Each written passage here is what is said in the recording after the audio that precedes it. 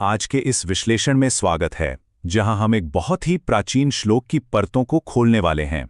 हम अक्सर इन ग्रंथों को बस पढ़ लेते हैं, लेकिन आज का ये सफ़र कुछ अलग है। हम सीधे एक बहुत ही शक्तिशाली नेता के दिमाग के भीतर झांकने वाले हैं और नेतृत्व मनोविज्ञान यानी लीडरशिप साइकोलॉजी के एक असली मास्टर क्लास को डिकोड करने वाले हैं। जरा सोचिए, क्या दुनिया के सबसे बड़े युद्ध वाकई मैदान में हथियारों के टकराने से शुरू होते हैं, या फिर किसी बहुत ही शक्तिशाली नेता के बेचैन दिमाग में? ये सवाल हमारे आज के इस पूरे विश्लेषण की नींव है।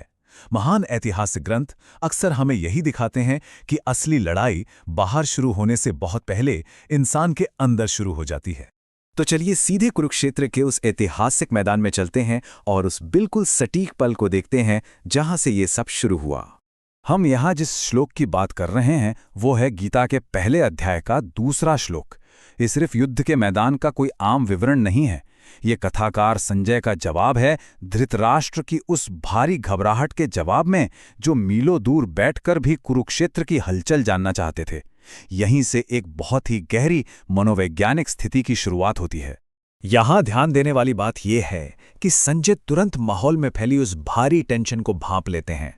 वो सिर्फ ये नहीं बता रहे कि बाहर क्या दिख रहा है, बल्कि वो उस खौफ, उन तेज धड़कनों को पकड़ रहे हैं जो इस विशाल टकराव के बिल्कुल मूल में छिपी हैं। अब जरा उस पल की कल्पना करते हैं जब विरोधी सेना पहली बार नजर आती है और नेतृत्व उसे कैसे देखता है। जैसे ही राजा दुर्योधन की नजर सामने खड़ी सेना पर पड़ती है, उनके दिमाग में मानो एक सेकंड के 1000वें हिस्से में कैलकुलेशन शुरू हो जाती है। पहले ही सेकंड में सेना को देखना, 5वें सेकंड तक उस भयंकर खतरे को प्रोसेस करना और फिर कुछ ही मिनटों के अंदर स्थिति को संभालने के लिए गुरु की ओर कदम बढ़ाना, ये एक कुशल नेता के दिमाग की अनिवार्य गति है। दुर्योधन के सामने कोई आम भीड़ नहीं खड़ी थी।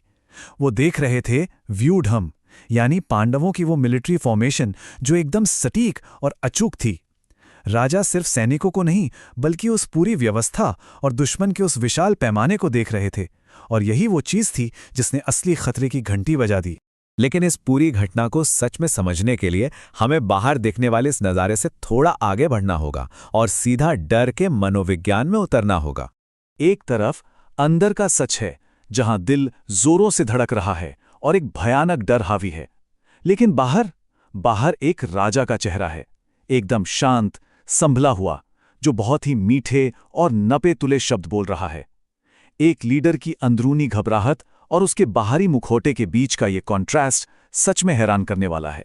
ऐसे बड़े मौकों पर अपनी घबराहट को तुरंत छिपाना किसी भी लीडर के लिए सबसे ज्यादा जरूरी होता है, क्योंकि अगर इतने बड़े और इतने ऑर्गेनाइज्ड दुश्मन के सामने राजा के चेहरे पर जरा सी भी शिकन दिख गई तो पूरी सेना का मनोबल वहीं टूट जाएगा।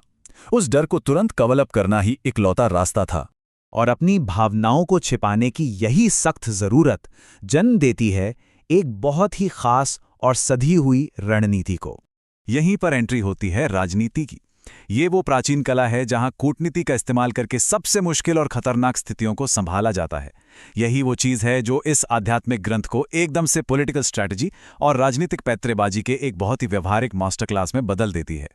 मतलब अपनी कमजोरी को छिपाने के लिए हाई लेवल डिप्लोमेसी का इस्तेमाल करना, दुनिया को एक ऐसा राजा बनकर दिखाना जिस पर किसी चीज का असर ही नहीं हो रहा हो, और सबसे दिलचस्प बात, सम्मान को सिर्फ एक भावना नहीं बल्कि एक पॉलिटिकल टूल, एक हथियार की तरह इस्तेमाल करना ताकि स्थिति पर कंट्रोल बना रहे।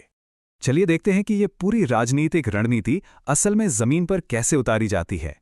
अंदर से डरा हुआ राजा सबसे पहले अपनी उस भारी घबराहट को दबाता है। फिर स्थिति पर नियंत्रण पाने के लिए वो पूरे सम्मान के साथ अपने गुरु द्रोणाचार्य के पास जाता है, और फिर शुरू होता है आखिरी स्टेप, वचनम ब्रवीत, यानी ऐसे मीठे और सधे हुए शब्द बोलना जो उस पूरे माहौल को संभाल लें। इसे कहते हैं असली पॉलिटिकल मास्टर स्ट्रोक। अधिकारी या गुरु के सामने विनम्र और बहुत ही सम्मानजनक शब्दों का इस तरह इस्तेमाल करना कि उसके पीछे छिपा हुआ भारी खौफ किसी को नजर ही ना आए। सच्ची राजनीतिक निपुणता यही है कि उन मीठे शब्दों के पीछे के असली डर का किसी को एहसास तक न होने पाए। तो इस पूरे विश्लेषण के बाद एक बहुत ही गहरा सवाल हमारे सामने रह जाता है। किसी भी बहुत शक्तिशाली नेता के उन कूटनीतिक और मीठे शब्दों के पीछे असल में क्या होता है? क्या वो हमेशा सच्चा सम्मान होता है, या फिर बहुत ही सावधानी से छिपाया गया एक गहरा डर? ये एक ऐसा विचार है जो कुरुक्षेत्र के उस प्राचीन मैदान से लेकर आज के आधुनिक समय तक बिल्कुल वैसा ही बना हुआ है। सोचने वाली बात है ना? Radhe Radhe. Thank you. Please like, share and subscribe.